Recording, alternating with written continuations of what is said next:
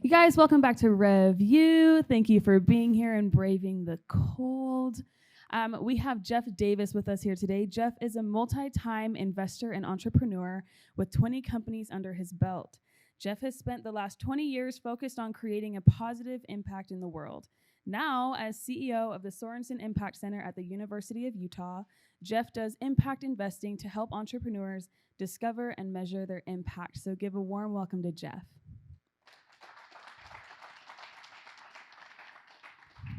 Joining us virtually today, Geoff, thank you for being here. Thanks, Bree. Great to be here. And if I'd known we did it maskless, maybe I could have been sitting on that blue couch next to you. I've heard that blue couch is comfortable. I was going to sit there today because you did not show up, but I'll stay in my chair. Geoff, I want to get started talking about your entrepreneurial journey and your early ages. Tell me about your first business.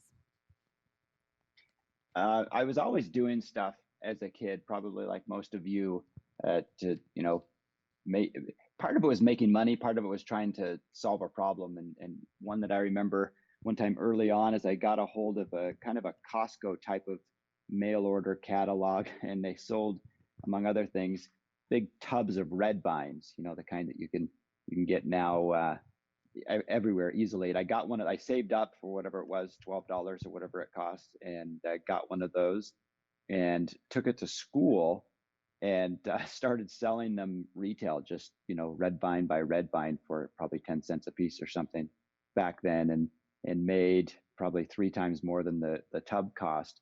I was so excited and was getting all ready to do it again when I got called into the principal's office, and they asked me not to turn the playground into a marketplace, which was a major bummer for me. And like I joked when we talked earlier, Bree, I've been a libertarian ever since. Just didn't like those early regulations. So your father and your grandfather were both involved in international business and global impact. Can you talk to me about kind of their experience within the workplace, and then how that impacted and helped expose you into both of those industries that ended up shaping your career? Yeah. Two very different components combined. I think combined in my life that came from, at least partially, from these two. So my dad was an international corporate attorney and was always doing deals all over the world. So I'd hear stories of him doing such and such deal in Israel or Stockholm or Australia or whatnot. And so that was really interesting for me. And I loved, as you heard, I loved business and was starting businesses early on. So that was really interesting. My grandfather, my mother's father, was one of the co-founders of the Peace Corps and ran all of Asia for the Peace Corps. So my mom grew up in Malaysia and the Philippines and places like that.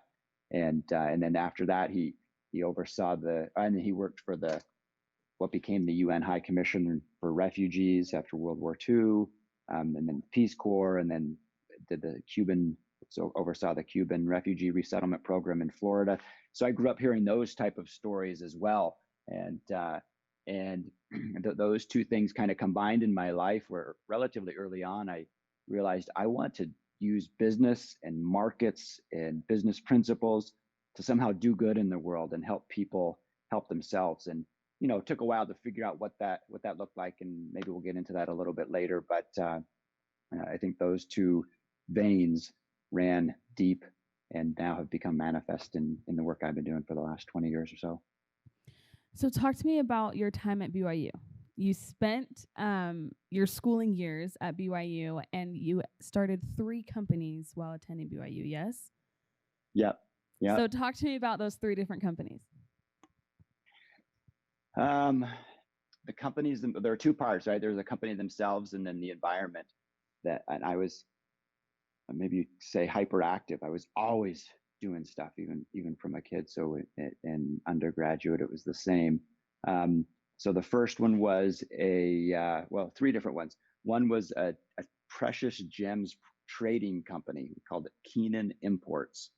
And we imported emeralds from Afghanistan and black pearls from Tahiti and sold them in the Chinese gem market in San Francisco. Um, and that was great. Because we were sourcing directly. It was just through a friend of mine who had family in Europe and had access to these things. So we were sourcing them directly. So we got great prices. But we were in over our heads. I don't know if I told you this story. Maybe I'll tell it just because this is probably fun for everybody listening. So I was probably 22 at the time when I started this thing, and I was going to do my first big transaction in San Francisco. And I knew I was young, and I knew I looked young, and I knew everybody would think I was young, et cetera. And so I thought, okay, I've got to bring somebody that seems more legit and can kind of help, up the average age of our company, the apparent average age of our company, because my partner was the same age I was. And so I brought my mom to this transaction. Pretty, we realized later, pretty seedy transaction in San Francisco to make us look more legit. So I don't know, maybe there's a story there about being scrappy and doing what you need to do and trying to look the part until you actually fit the part and all that kind of stuff. But turns out it's kind of a dangerous industry. And we had some threats, some overt threats like guns pulled, et cetera. And we said, okay, we're in over our heads and don't know what we're doing. We're pulling out. So that one, we shut that one down. The next one was a marketing company. And basically, if I had been smart enough, I could have created Vivint. It was door-to-door sales of painting jobs in California, again, where I was from. So there was a painting company that wanted to expand, and I had been a missionary for the Church of Jesus Christ of Latter-day Saints, France. And I said, well, I told them I know how to, train door-to-door salespeople. And so why don't I do all your sales and lead gen, and then I'll get a percentage of everything you make. And so I created this little army of door-to-door salespeople and had a great summer, a great run of it. And at the end of the summer, I thought, okay, that's great. Just paid for the next year and a half of school, and packed my bags and went back to school. But if I had been Todd Peterson, I would have turned it into something bigger.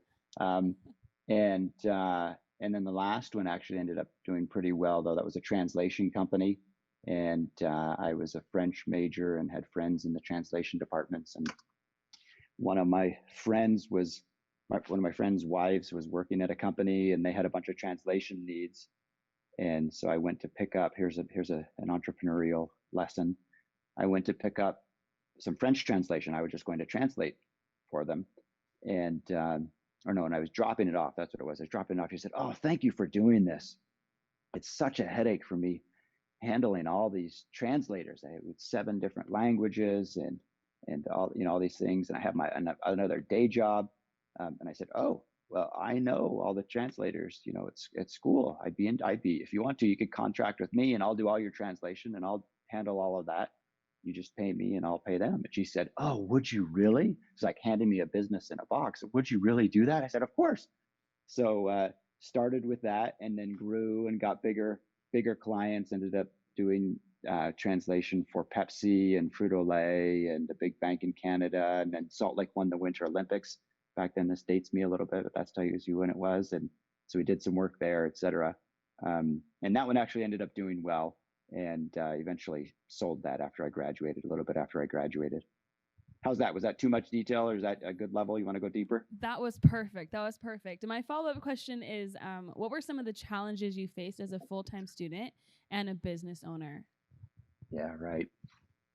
Planning to go to Harvard Business School. So I was trying to get good grades through all this as well. The obvious challenge was just time and figuring out how to do everything, taking a full load of classes plus doing this, running these businesses, and time and maybe mental compartmentalization or not, lack of compartmentalization, working on whatever, an American Heritage test while also having a client that was, having issues or whatnot, and trying to balance that. That was tough.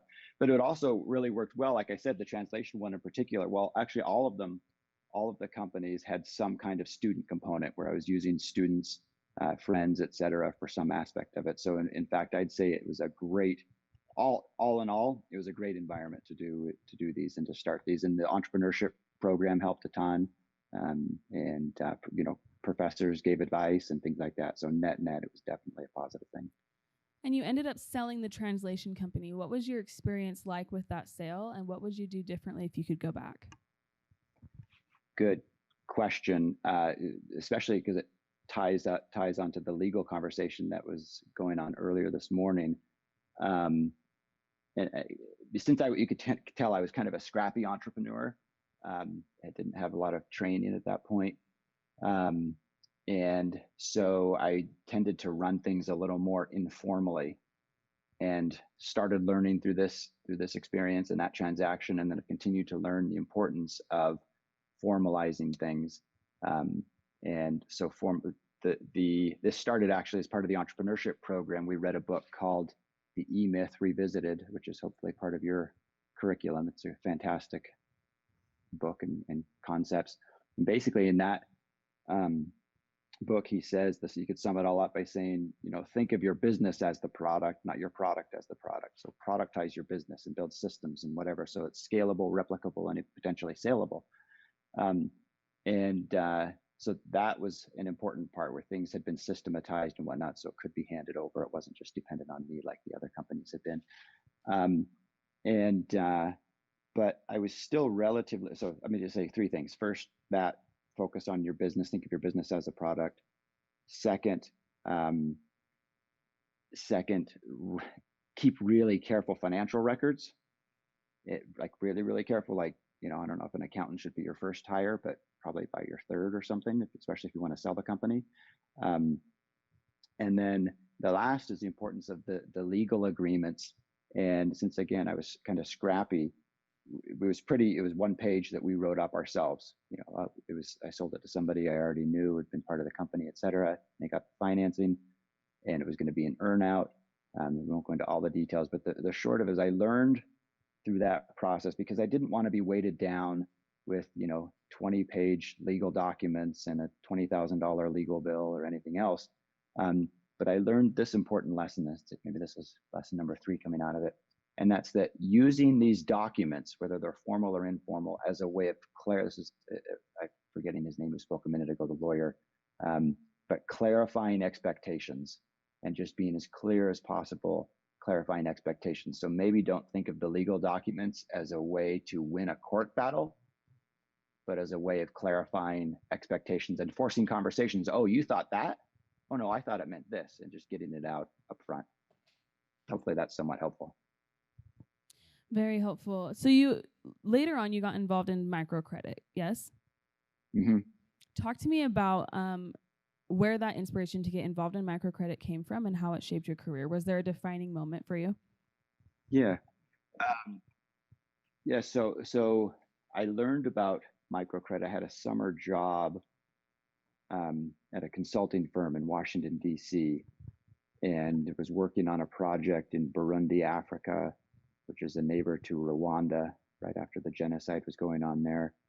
And my job was to figure out how to rebuild what's called the informal economy, the small mom and pop shops or corner stands or street vendors or whatever. All of that had ground to a halt as part of the Civil War. And my job, now I'm probably 23 at the time, 24, however old I was to figure out why nothing was happening and what to do about it. And I had to do it from Washington, D.C., because all of our team had been evacuated because of the violence. And so I read through a bunch of reports and came up with the really amazingly insightful insight that nothing was happening because nothing was happening. And that's what I said to my manager. Is that this informal economy stopped? It's because everything stopped. Nobody has any money. Nobody has any products to do anything. And they said, okay, good insight. What are we going to do about it? And so I said, well, if we can start lending to them, kind of to inject capital into the system, we could start things up again. But we couldn't get there. All the banks had been closed down, et cetera.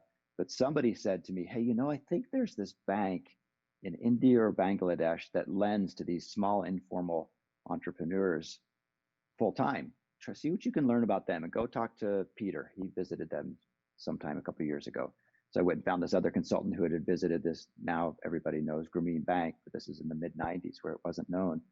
And I said, so tell me what you've learned about this, this company that lends to small informal street vendors. And he told me what he learned in his hour-long visit to this bank in Bangladesh.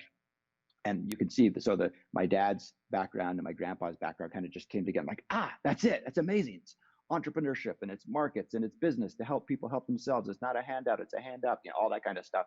I got super excited and learned all I could. And then, so my idea was closing the chapter on that, and then I'll go forward. We used a local credit union that was still functioning. And we provided a loan guarantee fund, I think 160 million bucks or something like that, loan guarantee, so that they would lend to these small businesses. We would guarantee it so they could restart the economy, and it worked. And I came back to school all excited and wrote a kind of a senior paper / business plan on a microcredit program that was commercial, that was for profit. Back then, most of them were not for profit. And eventually then I sold the translation company, which I mentioned, and I went to Mexico and started a microcredit program in rural Mexico, giving out small loans. And so by this time I had spent maybe 18 months studying these things, and I had a business plan and a pretty good idea what we were going to do and how. And as part of our market research before launching, we had interviewed different families and households to understand what they would use the money for and what the amounts they might need and all of that. And we thought the average loan would be about $80 to $100. And so the first loan we gave was a woman who I'd seen several times. And she said she wanted $25 for a loan. I said, whoa, what are you going to do with $25? And so I'm still thinking I'm pretty awesome. I've started several businesses and, whatever. And part of what I'm going to do is going to teach these people how to run their business. And I said, what are you going to do with $25 that's going to help you make money? And she said, well, I sell goat cheese in the market, and unpasteurized goat cheese sells for a lot less than pasteurized goat cheese. So I need a special $25 thermometer so that I can heat my goat milk up to pasteurization temperature. And then I think I can about double my revenue if I do that, if I sell pasteurized cheeses. Holy cow, that's brilliant. Okay, here's the loan. Good luck. Tell me how it goes. And then a couple of weeks later, saw her again as she was making her payment. I said, how's it going? She said, oh, it's amazing. It's amazing. Now, I used to make 65 cents a day. Now I'm making, I can't remember the details, $1.30 a day or whatever it is. And it's changed everything. So I'm getting a hardcore education in real life. And I said, well, wow, like what? What's changed? And she said, oh, that extra 65 cents a day means I can send my first child to school, who's 10. He's never been able to go to school. None of my kids have gone to school. No one in my family's ever gone to school, etc. And my jaw dropped. I was amazed that for $25, this family's entire family's history could be altered so that they can start to go to school. But it also answered something really important to me, because I had been learning about international development and studying it. And one of the key questions in development is, what is development? What does it mean? Is it infrastructure? Is it GDP growth? Is it consumption? All these types of things. And I realized at that moment that was quote unquote development for that woman. She had a choice. I had seen her several times in the past. She always wore the same clothes, every single time, same shirt, same skirt, same shoes. So much that I wondered, how does she wash them? What does she wear if she washes them? I'd been to her house. It was dirt floor, wooden door, pigs going in and out of the door. She cooked over an open fire in the corner of her house. I mean, there were 20 things she could have used this extra money on. And so no government, no NGO, no anybody told her what she should do. She had the extra money, and she decided what was best for her and her family. So that was, and I saw, yes, it works. You can use these things to help people help themselves. And it really leads to this expanded opportunity set, expanded choice set, where people can decide what to do with it. So I was hooked, and I've been doing things like that ever since. That was 1995 or 6. I think that's incredible. And it sounds like that was one of the experiences that inspired the rest of your career. And you are now highly experienced in using business principles to solve world problems. So what are some of the top 3 business principles that have shown the most success in your industry, and why are these same principles important for entrepreneurs? Yeah, that's a good question, actually. It's a really good question. That is what I've been doing, trying to apply business principles to social problems or environmental problems. So one that I think crosses both, traditional entrepreneurship and social entrepreneurship or whatnot, is that a product is not a business. So early on, when I was an early entrepreneur, I'd get really excited about whatever the product or the service was, and I'd spend all my time focusing there. And then as I've built other companies and advised a bunch of other entrepreneurs, I realized that that's a tendency for young entrepreneurs, especially engineers. They focus so much on the product. And I've learned that the product is not the business. You need to use a systems approach, systems thinking, and think holistically and look at the different parts in the system and the interaction of the different parts and how they come together: product, sales, marketing, distribution, customer service, all legal, and putting all of that together in a package to actually deliver the product consistently and at scale. And if you think, the perfect example of that is of a product not being a business is, Betamax versus VHS. And if you don't know the history there, Google it. But Betamax was a better product technically and everything else, but didn't think through all of the other applications. And this is Sony. They didn't think through the entire ecosystem. So that's first thing, maybe. Second is this is going to be obvious, I guess, but P&L. So even in nonprofits and whatnot, having a P&L mentality, a profit and loss mentality, thinking about the bottom line and extreme ownership and accountability and weighing decisions based on the impact on the bottom line, or viewing, there's another way of saying it, investing instead of spending. So viewing every expenditure, quote unquote, as an investment and think, okay, what am I getting out of this? And is that worth it? I think that's an important one. Measuring the impact of that with a P&L, it's fairly easy to measure the impact because you can look and see what happened at the end. So identifying key performance indicators and things like that, so you know what you're looking for. So that's the second one. Maybe I'm going to do 4 if I can. So the third one is, I think this applies universally. It's always about people. Always, everything is about the people. Even if it's the most highly technical product in the world, it's always about the people. People make decisions. People make marketing decisions. People make sales calls. It's always about people spend money on the expense side. And so just ensuring that every additional team member, every hire increases the average capability, the average awesomeness of the company. I think that's universal across both. And then maybe the last one, which this is just congenital with me, is an entrepreneurial mindset. Opportunity spotting, viewing problems as a chance to improve, obstacles as a springboard to the next thing. Having this mindset that, okay, yeah, sure, anything's possible. We can do that. Anyway, is that helpful? You want to go deeper? Or is that No, that's brilliant. That's brilliant. Your experience is vast. You've worked with the translation company in marketing, in sales, in the gem industry, in microcredit. You work with students. So of all of your ventures, what is one of the greatest lessons that you've learned?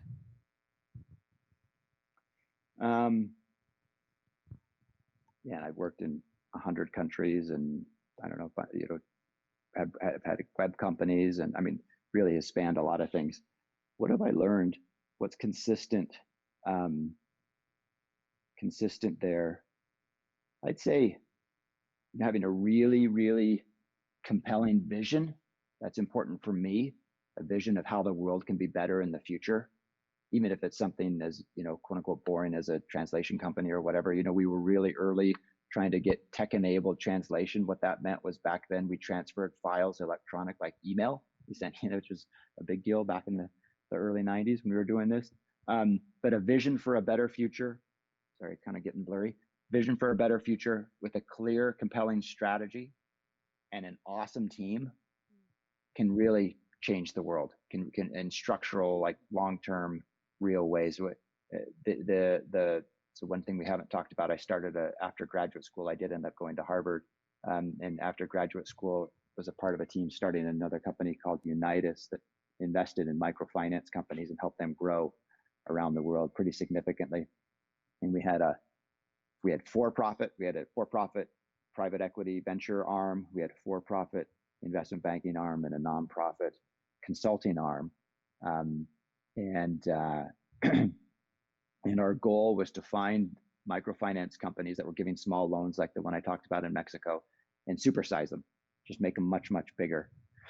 And we did that around the world with a lot of success. And at one point we had not the largest, at least one of the largest microfinance portfolios in the world, microloans around the world. And we ended up, this is going to sound pretty heady, but we ended up changing the structure of the global financial system to include poor people for the first time in history. So that, now any one of us can go on Kiva or a bunch of other places and make a microloan to someone in Rwanda, in India, in Argentina. So we've created this linkage where these previously people that, and there are 2 billion of them that were excluded from the financial system. We created ways to actually bring them into the global financial system for better or worse, mostly for better. So that's an example. So we had a really, really clear vision, a compelling strategy, a very strong, clear, coherent strategy, an amazing team, a world-class team, and then we executed relentlessly. And doing that, now there are lasting changes in the world. I don't know. That's probably. I don't know if that's what you're looking for. If that's enough of a nugget, but just it might sound really boring and entrepreneurial textbook thing, but it's real. You can really change things, change the way the world functions. I think the way the world functioned has changed a lot in the last year, and entrepreneurs worldwide have felt it. What changes are you seeing, and what opportunities are developing for entrepreneurs now? There's obviously a pruning, right? There are a lot of companies who failed in their pivot, and now are either getting day jobs or maybe going to start something else. So I think that's one thing. There's a clearing of the field, which most times, I'm an open market guy, most times that's a good thing. It leads to greater efficiency and whatnot. Sometimes the company might have been too young or, that had high potential and a lot of promise, they got cut. So that's one thing. Second thing, just remembering the importance of the operating environment. Not that anybody would have necessarily predicted this. There are a bunch of, what they call gray rhinos that are things that we know are going to happen and we should see that are coming instead of black swans, but gray rhinos. There are a bunch of those out there. But just taking into account the operating environment and the importance of the operating environment when you're putting together your business plan and executing on it. But two other comments I'd say. The first is in terms of opportunities, I think hybrid or remote is here to stay. This is a shift. This is a tectonic shift that we've just gone through culturally. And so that creates upheaval and difficulty, but also huge opportunities for entrepreneurs. I think many things are going to change because of this. For example, let me give a concrete example, like the changes coming from self-driving cars. So if that really fulfills its promise, it's always 2 years away, but if it really does end up fulfilling its promise and you don't have to own a car anymore and it's cheaper and easier to just use an Uber or whatever to get around, it will change the way we design roads. It will change the way we design cities. Right now, 25 to 30% of cities are devoted to parking. That's new land that's going to be opened up. Home architecture will change, where if you don't need garages, imagine how you can design your house, et cetera. Insurance companies. So if you think, okay, that's a massive shift, I can kind of see how that's going to change everything. Well, this remote/hybrid shift will change, if not everything, at least a lot of, like this. We're doing this. I don't know if RevRoad would have done it remotely a year ago. You might have said they have to be in Provo, which then limits the people that can speak and, all kinds of things. But, commercial real estate, there are going to be massive shifts in commercial real estate. WeWork, we'll see what happens with WeWork. Does it do well? Does it closed as a founder. But then real estate will change in other ways where they're now calling them Zoom cities. You might have heard of, where people kind of say, well, I can be anywhere. I want to go where I've always wanted to live. I'm moving to Lake Tahoe. I'm moving to Costa Rica. I'm moving to wherever. But then, okay, so you move, let's say, if you're going to be hybrid, well, I need a home office.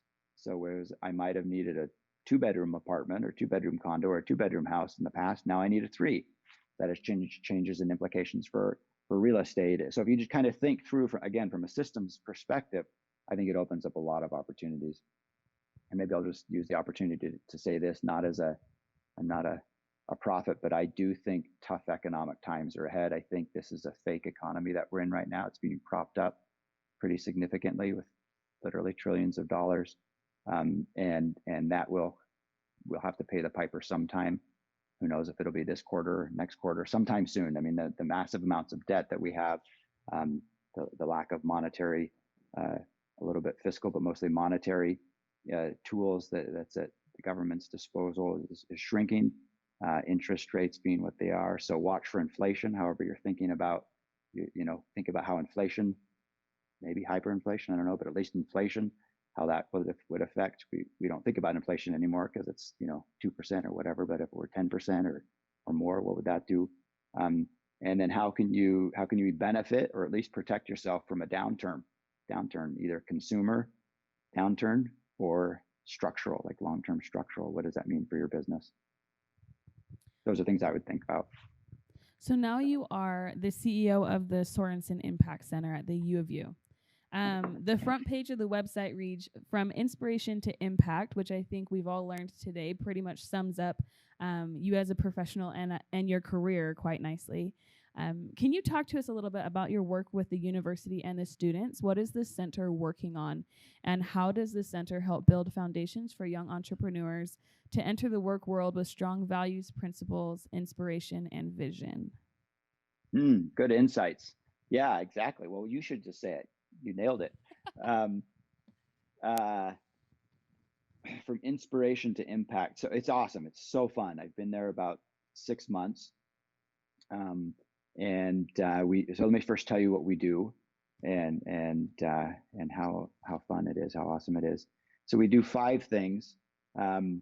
We do impact investing, as you mentioned in the introduction, and that's how we started. Impact investing, for those who don't know, is basically like the businesses I've talked about, businesses that have social impact integrated into their business model. So that if that's a social business or a social entrepreneurship effort, impact investing invests in those companies to help them grow, which I've done a number of times at a number of different impact investing firms. So basically, we invest in companies that help make the world a better place. We invest in really early stage companies, seed stage, where we can be catalytic and help provide proof of concept and lend our name to things and whatnot. And we run a number of funds, a number of our own funds, and then we also do the impact investing work for some large wealthy families that want to do impact investing, and we handle that. It was started by someone named Jim Sorensen, who's a leader in the impact investing space and a real pioneer and an advocate. And so it's building on his vision to help do more good in the world through this impact investing. So that's the first thing. Second thing we do is we do a lot of work with data. We have a team of data scientists, and we call it Data for Good, where we use machine learning and deep data analysis and analytics to, for a concrete example, we have a contract with the Gates Foundation where we do their data analytical work for their education efforts in the United States. And so we both help measure the effectiveness of different programs. We help, or policies. So a foundation, a company, a government, what will be the impact of a certain policy? And then we measure that on an ongoing basis. So data work. Thirdly, we do policy work. They go really closely together. We use data to inform policy and policy for good. Fourth, we do storytelling. It's maybe a non sequitur, it seems, but it's incredibly powerful. So storytelling, we have a creative agency basically where we do films, we do a lot of writing, we do podcasts, we even do websites and branding, all around impact. So helping impact entrepreneurs tell their story more effectively. So you've got the head and the heart in a really compelling way. And then the last thing we do is what we call convening.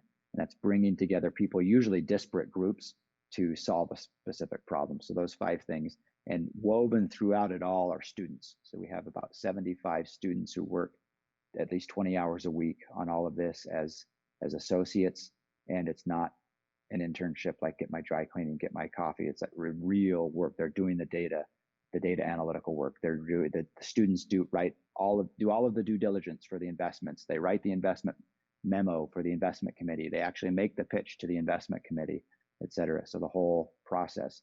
So there's a good, insightful question. So how do we prepare students to to do more of this type of impactful work instead of teaching them in the traditional sense with books and lectures and problem sets and things like this? We actually have them do it. And so our students always get amazing jobs afterwards because they actually have a portfolio of things they've done. They have hands-on work. So they go to some of the best venture capital firms, investment banking firms, consulting firms, et cetera, because they have this deep experience, and it's all around impact. And so our goal is to educate current and future leaders around impact. So we can go deeper if you want. If you want to do follow-up, that's at the core, is preparing these students to be future leaders with actual experience. I think that's incredible. And I do want to save some time for audience questions. So before we get to audience questions, is there any last drop of wisdom that you would like to share with us? I don't know how wise it is. I just think entrepreneurship is a very, very powerful tool for good in the world, and especially powerful if it's done purposefully to do good in the world. And so all of you in the audience, I wish I could see you all, wish I could be there with you all. But thanks for your work. I'm excited to see what the impact of it is, and maybe just believe that you are doing something that matters. Whether it's, I saw one of the portfolio companies is a phone cleaning company. Well, good, especially needed right now where everybody's concerned about contagion and everything else. So entrepreneurship as a force for good, I believe it, and you obviously do too. And so more power to you. I don't know how inspirational that is, but thank you. That's the motivation we needed for the first week of 2021 back in the there office. You go. Okay, we are going to open it up for audience questions. So if you have a question, please raise your hand. Make sure you wait for the mic runners, otherwise Scott will not be able to hear you. Geoff, excuse me. Hey, Geoff. Tell me whatever you like. Hi, Geoff. This is Amy. I'm going to read one of the online questions. This comes from Darren. What are the industries you see most in your impact investing? And also, hang on, I should probably read this. Also, wasn't what you most want to see, or what do you most want to see improve in the impact investing community? That's great. Is that Darren? Like, yes, RevRoad Darren. Yep, the Darren. All right. Thanks, Darren. Good to not see you, but I wish we were together. So a great question. So the easiest and probably biggest impact investing space right now is around in the environmental space and around clean energy, more efficient energy use, energy storage, et cetera, solar use. That's probably the biggest and easiest to find clearly investable opportunities. But another big up and coming one is the future of food and the future of protein. So there's a revolution going on, like there is in almost everything, a tech revolution going on, transforming everything from clothing to food. And food's a big part of that. So that's another big one. Financial services was, some people say we helped invent that with the microcredit, the whole microcredit movement. Financial services is still a really big opportunity where you can do good and do well. Some of the other big ones, well, we did, my last company right before this, we focused on healthcare and housing and water. So kind of if you think of essentials, the world thankfully is growing economically and people are becoming less and less poor, and there's a rising middle class in many countries. And so if you think of what are the essential products and services that a rising middle class would need, and then how can that trickle down, that can kind of sum it up. So health, education, water, food, et cetera. And what would I like to see? Frankly, my big audacious goal and vision would be for impact to be integrated into every decision that we all make all across society. Government spending, government policy, corporate behavior, consumer behavior, our individual behavior, all of it to realize, oh, there's an impact to whatever decision I'm making, whatever action, I'm throwing this thing away or I'm recycling it or I'm buying this product or that product. There's an impact to that. And for us to realize it and to act with that in mind, act consciously, be, I guess, consciously impactful in all we do. Thanks, Darren. Just to follow up Darren's comment, Geoff, as he speaks for all of us, wants to just pass on how outstanding insights and fascinating stories with key lessons in what you shared today. So thank you. Thanks. Thanks, Amy. Thanks, Darren. Perfect. We have one last question that we'd like to use to wrap up all Rev Universities. What is something fun that your success has allowed you to do? Something fun. That's a fun question. I've traveled a lot. Like I said, I've worked, all around the world in many, many countries and across most of this country. Two things actually. But I've traveled with my family a lot as well. So we spent a year living in the south of France when I was I just took a sabbatical after leaving one of the big companies that I mentioned earlier. And then a couple of years ago, we spent about a year traveling the world, doing a combination of learning things. We had 3 kids, well, we still do, but 3 kids at home. And so we did, I don't know, it's not homeschooling, it's whatever, life schooling, where we learned things and studied things in different parts of the world. We were in Europe, in the Middle East, in Asia, in New Zealand, and in Africa. And we did educational things. We did cultural things. We did just fun things, surfing for a month in New Zealand or whatever. And we did humanitarian type work or service work. We opened a community center in Cambodia, and we taught English in schools in Africa. So things like that. So that was pretty fun. Is that what you meant? Something like that, Bree? Yes, that's perfect. Thank you so Okay. much. And Geoff, I want to give you one last thank you from everyone here. Thank you for being here, sharing your time and your wisdom and your experience with us. We were very grateful. You're welcome. Thank you.